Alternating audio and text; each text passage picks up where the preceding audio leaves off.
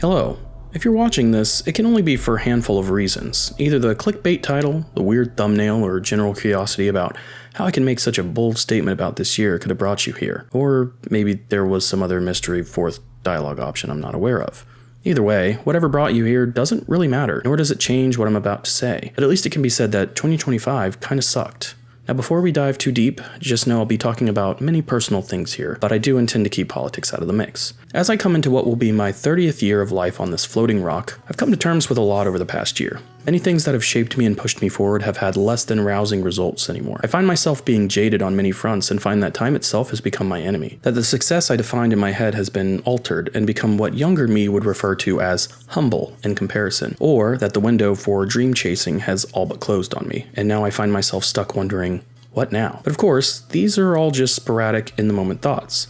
I don't always feel this uncertain or negative, but as we near the end of 2025, I reflect on how much time I spent worrying about it all, and it feels like a lot more than it probably is, but what I've noticed is that since time seems to be moving quicker as I grow older, these thoughts seem like they occur a lot more often, and have gone from being a monthly/weekly thing to an almost daily thing. It's taken me a lot of time to be able to pinpoint where many of these negative thoughts have come from, and being the person I am, even longer to find coping mechanisms to mitigate the damage they do. There's not really one specific permanent solution. It's really just a game of whack-a-mole where you deal with these things as they come and hope they go away before another problem or thought comes through. To say I've been struggling would be a bit of an understatement, and despite everything I'm going to say here, I'm not a professional, nor have I seen one, and more than anything, I don't really know why I'm making this, but for some reason, my mind won't let me get past this, so here we go. 2025 could be a bad year for many reasons, but to me, the biggest one is progress. Unfortunately, this isn't a 2025 exclusive problem. In fact, I've been feeling this way for a while now, and felt like maybe talking about it on a public YouTube forum would be the best way to cope.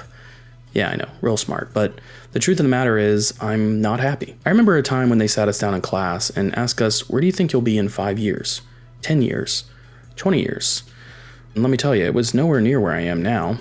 I've heard many people say your 20s are for learning. You may stumble and fall, but you'll learn from it. Just give it time and everything will make sense. And as I near the end of my 20s, I find that to be somewhat false, but of course, not everything is set in stone. People also told me I'd outgrow video games, that hard work always pays off, and that my talent is actually worth something.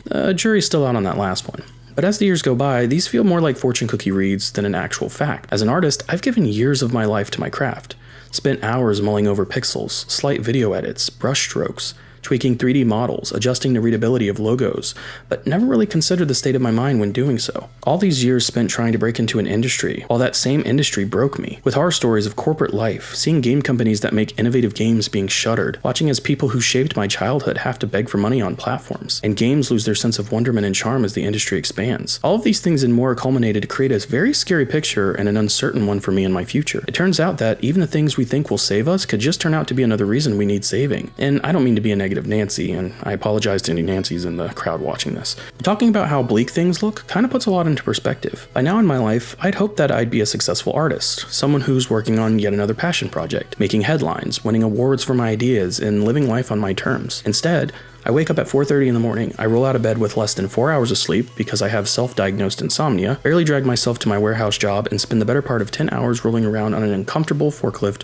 also I can come home to less than 3 hours of free time, where I try to pack chores, video games, art, the gym, dinner, or quality time with my fiance in before I attempt to go to sleep and do everything all over again. Even as I write this, I'm up at 2:30 after my body wakes me up at 1 a.m. knowing in 2 hours my alarm is going to go off. Of course, I'm aware of the cycle of life, or as it's generally known, the success sequence, the graduating high school/college, finding a job, marriage, and of course the kids plan that dictates success for most adults. But to me, I never felt like this guideline fit, mainly because despite there not being a designated timeline for any of those actions, many people just assume these are standard 20s actions. For some, that may be true, but for me, my dream has always come first, and aside from high school and finding a job, everything else has always been an afterthought. But just as people put a timeline on when to get married or have kids, I feel that same sort of societal pressure about chasing one's dream, despite no one setting a deadline. I suppose when you're surrounded by people who are pursuing steady careers and job fields that actually hire and can guarantee some sense of financial security, you tend to feel a bit left behind. I watch as friends prep to buy houses, have kids, and set themselves up for the future, while I still toil away in an office where most of my social media posts fall on the wrong wrong side of the algorithm, where on my main channel, Retrograde, I could spend months working on a video that gets no more views than a crappy Let's Play we made years before, and achieving the bare minimum to make money has felt entirely out of reach because of high prerequisites and lack of engagements, where companies looking for niche artists like pixel artists don't hire because they've already got who they want in mind and reach out personally, say that you don't have the style they're looking for, or never reach back out to tell you that you never got it at all. Or despite making affiliate on Twitch, I feel outdated or like I'm swimming against an impossible tide in an already saturated market with very little to separate me from your average Joe Schmo. Or commissions never happen because people don't want to pay you what you know you're worth, and AI begins to encroach on the one thing that brings you some sort of fulfillment in your life. I'm hard pressed to find a silver lining in many of these things, and I think it's due to how isolating this mindset can be. Following artists is one thing, but knowing the artists, speaking with them regularly, and having connections has been something I've longed for. Last year, in a weird attempt to cure my holiday depression, I began going to this drink and draw event at a local bar. In a town like ours, where artists are aplenty due to the art college, I felt that this would be a perfect way to assist me in meeting new people and making those connections, considering many of the friends I made during my time at said art college, which was extremely brief, all moved on and in most cases into fields completely unrelated to what they went to school for. Unfortunately, I didn't account for me not really being a social butterfly and kind of just sticking to my group, which generally consisted of me, my fiance, her friend, and on one instance, a coworker. As I sat there and watched as people were able to work unbothered in a loud, crowded environment, I found myself kind of feeling overwhelmed and uncomfortable, which was weird. As a kid, I used to love drawing out in the open. Any chance to have someone pass by and do a double take so they could admire a piece I was working on felt like an accomplishment. I think that feeling doesn't hold the same weight when you're surrounded by practiced individuals with the art-trained eyes, especially when you generally juggle a concept better when you're by yourself. But as far as feeling that sense of connection, I might as well have been on Mars with an unfurled coat hanger with how little I felt I could interact. I only went a total of 3 to 4 times and found myself more comfortable in the comic shop than the bar. So what about the internet? Obviously there's bound to be like-minded individuals struggling with breaking through the industry barrier too, right? Well, yeah, I recall an artist I followed for years saying most of their followers came from interacting with them, so I tried that, to middling results. The best way I could describe it is being in a crowd of individuals. Some have goals and dreams and even the means of accomplishing them. You yourself know exactly where you want to be. As you walk along with this group, you look up to a higher platform. There you see your inspirations, followed artists, and people you look up to on the platform. Every attempt to reach them is blocked, however. Be it lack of ground access or the elevators out of commission, you're sitting there wondering when it'll be your turn to walk the higher platform. When will you get noticed for the work you've done? You might be asking yourself, what do followers have to do with finding connections or even a job for that matter? But that's the unfortunate part about the current landscape of the art industry. Everything is tied to social media. An unfortunate necessary evil and one of my weakest points as it pertains to me making a name for myself. The thing is, I've always hated social media. I know, I say this as I use social media to talk about how much I hate it, but I suppose a better way of phrasing that would be, I hate how essential social media is to my career. From building followers to company outreach, or even using it as a means of marketing, social media has become an integral part of the job finding process for many artists and in yet another oversaturated market. It makes it very difficult to find entry-level jobs with decent pay and low competition. It begins to feel like I spin my wheels a lot of the time. And the only thing I can really compare it to is like playing the lottery. Buying that ticket with a shred of doubt and then daydreaming about all the things you'll buy only to find out you never won and you're just a few bucks broker than when you bought it. Thankfully, aside from website subscriptions and buying points on sites like Upwork, generally there are free options for hosting a portfolio and most jobs won't charge you to apply. Better yet, your chances of landing a job are slightly higher than the lottery, but in my case, they've always been hard to find. As a pixel artist, my work is niche. To combat that, I stuck to websites like Twitter to find them. But with the overwhelming amount of bots, many companies began pulling their job listings and using other networks, and with the introduction of AI models like Grok and the edit photo feature, and a small-time artist like myself wouldn't really stand a chance trying to rally troops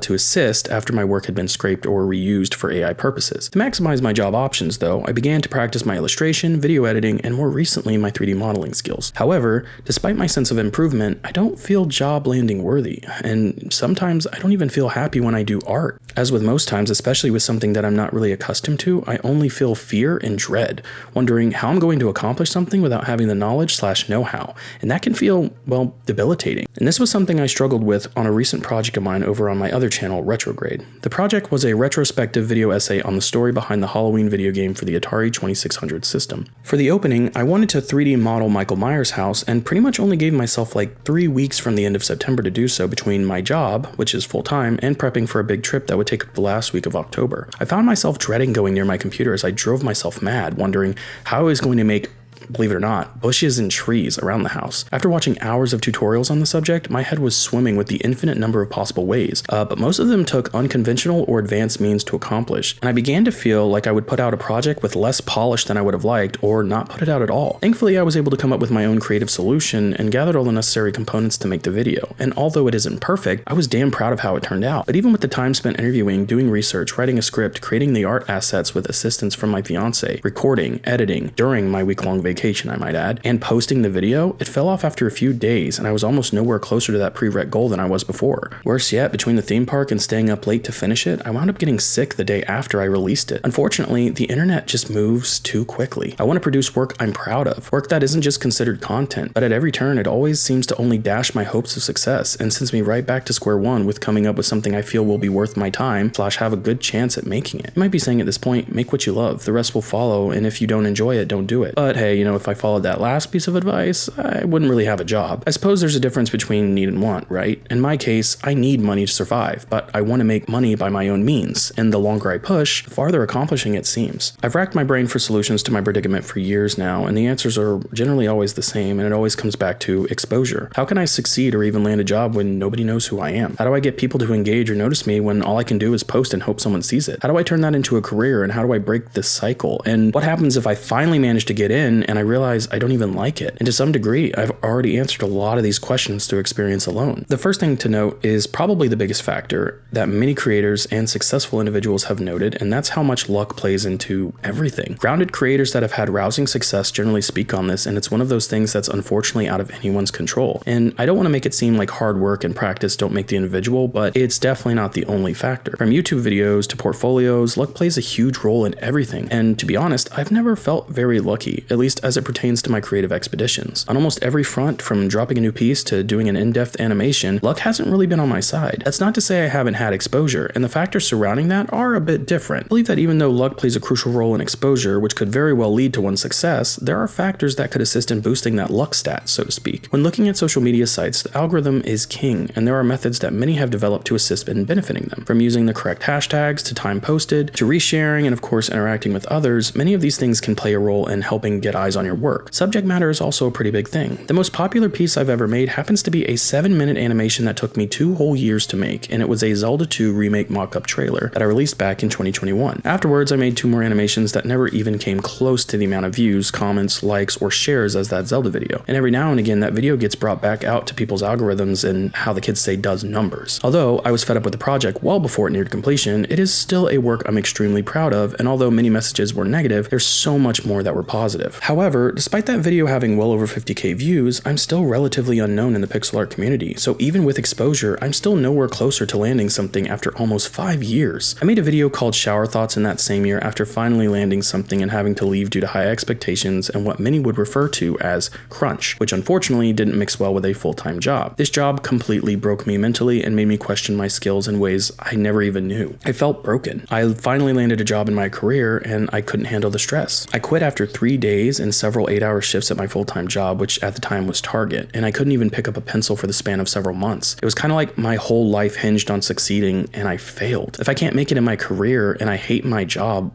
what do I do? And the answer was kind of simple. I just kept creating.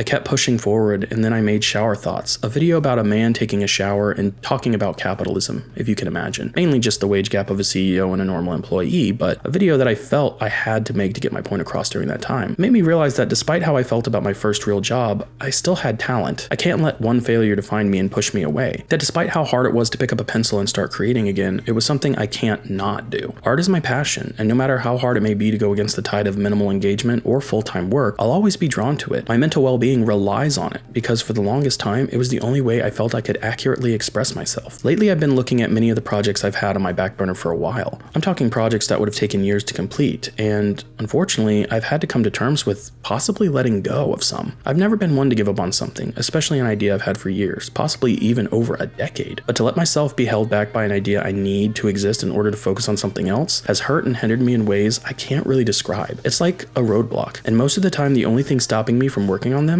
is me getting in my own head. My writing needs to be tighter, less predictable. My My characters need to be likable, the world needs to be believable, and the art has to be perfect. If the stars don't align, I freeze. I cease all activity and proceed to another idea while that simmers in the back of my mind. And this has only done damage to the ideas and their progress. Then recently an art post started making rounds. It was a post with 2 colored balls. One was oblong and very rough, and one that was perfect with the caption, "Just make it exist first, you can make it good later." And in a weird way, it kind of rewired my brain. It's so simple, and it may even be a truth you know or have even given as advice before, but hearing it and seeing so many examples of this in motion helped me so much during the span of this year, it's kind of insane. I've always said trust the process, even if I can't see it at first. But this year I began to really push that and see progress in my video editing, my 3D modeling, and even my pixel art. I may not be moving at the speed I'd like as far as improvement is concerned, but I'm still making progress, and that's gotta count for something, right? I know this video started pretty bleak and pretty depressing. I suppose when I started I was definitely in my head, but despite all my complaints, and even though I stated 2025 kinda sucked, it still had a lot of great highlights. I played tons of awesome games, watched some amazing movies, read some awesome books, saw my nephew graduate, hung out with my friends at Halloween Horror Nights and got to experience the new Epic theme park from Universal. Got to hang out with my mom. I hired a programmer to work on a game with me, and it's still hush-hush. It's a little NDA, and hopefully some news on that will be coming next year. I made a ton of awesome stuff for the small team I'm working on, including some 3D environments I'm extremely proud of. I went to several museums this year and focused in on spending quality time with my fiance, who I also proposed to this year. We had a successful 2-month posting streak and hit all of our goals on videos, which included standard LPs, PS1 horror game long plays, and a 2-part Halloween special. I got to meet several awesome artists and actors that I've looked up to for years, started streaming a lot more often, and of course started reposting on here. While I may not be satisfied with the progress I've made this year, I can't say none was made. And even if this year was rough for me and put me through several setbacks, there's something about 2026 that feels